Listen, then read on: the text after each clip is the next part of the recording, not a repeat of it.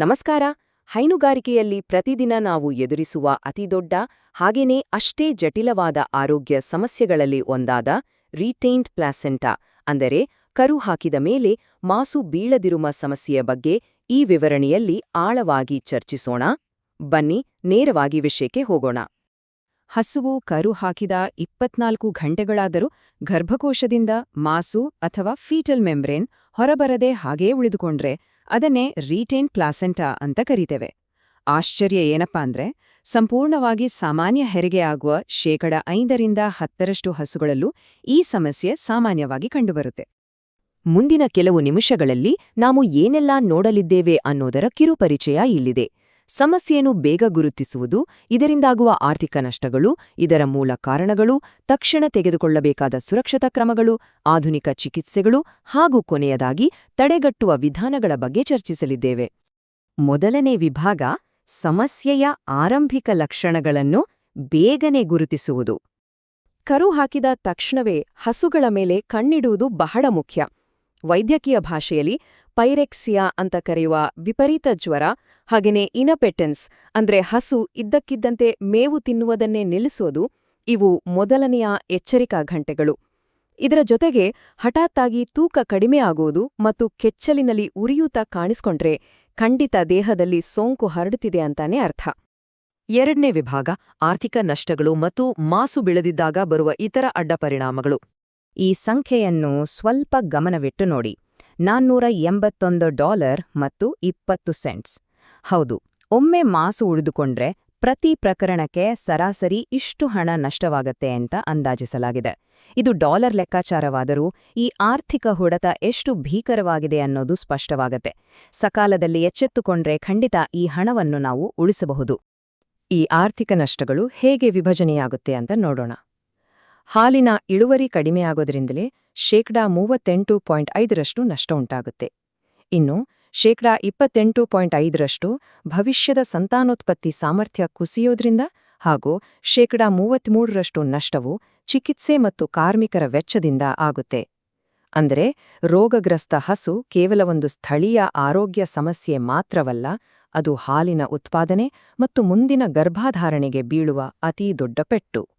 ಮಾಸು ಹಾಗೇ ಗರ್ಭಕೋಶದಲ್ಲಿ ಉಳಿದುಕೊಂಡ್ರೆ ಅದರ ಬೆನ್ನಲ್ಲೇ ಬರುವ ಸಮಸ್ಯೆಗಳು ಒಂದೆರಡಲ್ಲ.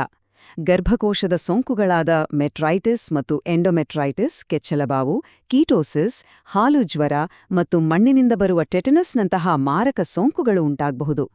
ಗರ್ಭಕೋಶದೊಳಗೆ ಬೆಳೆಯುವ ಈ ಸೂಕ್ಷ್ಮಾಣುಜೀವಿಗಳು ಎಷ್ಟೊಂದು ಅಪಾಯಕಾರಿ ಅಂದ್ರೆ ತೀವ್ರ ಸ್ವರೂಪ ಪಡೆದುಕೊಂಡ್ರೆ ಜಾನುವಾರುಗಳ ಪ್ರಾಣಕ್ಕೆ ಕುತ್ತು ತರಬಲ್ಲವು. ಮೂರನೇ ವಿಭಾಗ ಇದರ ಮೂಲ ಕಾರಣಗಳನ್ನು ಅರ್ಥಮಾಡಿಕೊಳ್ಳುವುದು.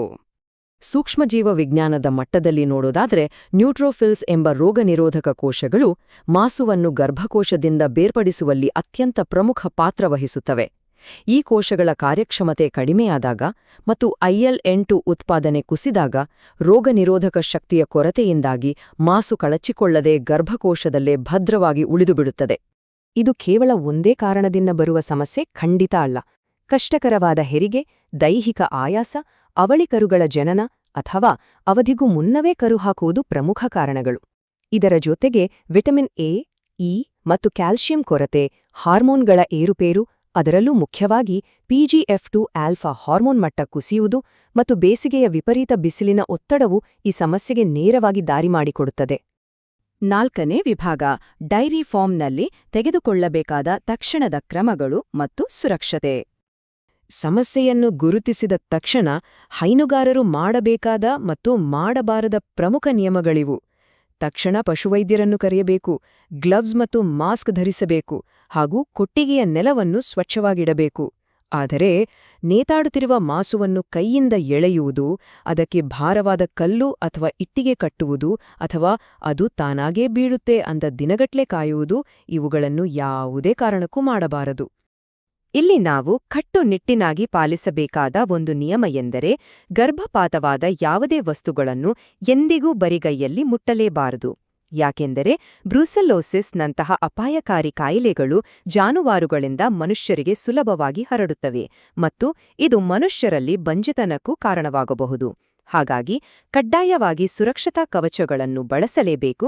ಇದರಲ್ಲಿ ಯಾವುದೇ ರಾಜಿಯಿಲ್ಲ. ಮಾಸುವನ್ನು ಕೈಯಿಂದ ಎಳೆದು ತೆಗೆಯುವುದು ಸರಿ ಎಂಬ ತಪ್ಪು ಕಲ್ಪನೆಯಿಂದ ನಾವು ಮೊದಲು ಹೊರಬರಬೇಕು.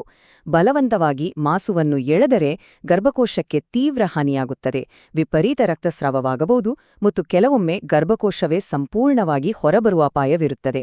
ಇದರಿಂದ ಭವಿಷ್ಯದಲ್ಲಿ ಭಾರಿ ಮೊತ್ತದ ಪಶುವೈದ್ಯಕೀಯ ವೆಚ್ಚವನ್ನು ನಾವೇ ಮೈಮೇಲೆ ಎಳೆದುಕೊಂಡಂತಾಗ್ತದೆ. 5ನೇ ವಿಭಾಗ: ಆಧುನಿಕ ಪಶುವೈದ್ಯಕೀಯ ಚಿಕಿತ್ಸಾ ವಿಧಾನಗಳು. ಪಶುವೈದ್ಯರು ಫಾರ್ಮ್ಗೆ ಬಂದ ನಂತರ ಅನುಸರಿಸುವ ಹಂತಗಳಿವು.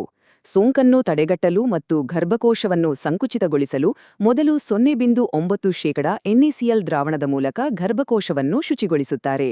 ನಂತರ ಸೆಫ್ಟಿಯೋಫರ್ನಂತಹ ಆಂಟಿಬಯೋಟಿಕ್ ಚಿಕಿತ್ಸೆ ಮತ್ತು ಆಕ್ಸಿಟೋಸಿನ್ನಂತಹ ಹಾರ್ಮೋನ್ ಚಿಕಿತ್ಸೆಗಳನ್ನು ನೀಡಲಾಗುತ್ತದೆ. ಇದು ಅತ್ಯಂತ ಸುರಕ್ಷಿತ ಮತ್ತು ವೈಜ್ಞಾನಿಕ ಮಾರ್ಗ. ಸಾಂಪ್ರದಾಯಿಕ ಚಿಕಿತ್ಸೆಗಳ ಜೊತೆಗೆ ಪಶುವೈದ್ಯಕೀಯ ವಿಜ್ಞಾನದಲ್ಲಿ ಅದ್ಭುತವಾದ ಹೊಸ ಆವಿಷ್ಕಾರಗಳು ಆಗ್ತಿವೆ. ಬ್ಯಾಕ್ಟೀರಿಯಾದ ಕಾಲೇಜ್ನೇಸ್ ಎನ್ಸೈಮ್ ಅನ್ನು ನೇರವಾಗಿ ಹೊಕ್ಕಳಬಳ್ಳಿಯ ಅಪಧಮನಿಗಳಿಗೆ ಚುಚ್ಚುವುದು ಅಥವಾ ಗರ್ಭಕೋಶದೊಳಗೆ ಓಝೋನ್ ಫೋಮ್ ಅನ್ನು ಬಳಸುವುದು ಇತ್ತೀಚಿನ ಅತ್ಯಾಧುನಿಕ ವಿಧಾನಗಳು.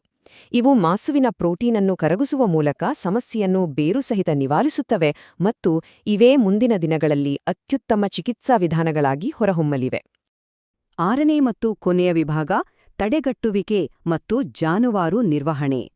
ರೋಗ ಬಂದ ಮೇಲೆ ಚಿಕಿತ್ಸೆ ಕೊಡುವುದಕ್ಕಿಂತ ರೋಗ ಬರದಂತೆ ತಡೆಯುವುದೇ ಜಾಣತನ ಅಲ್ವಾ?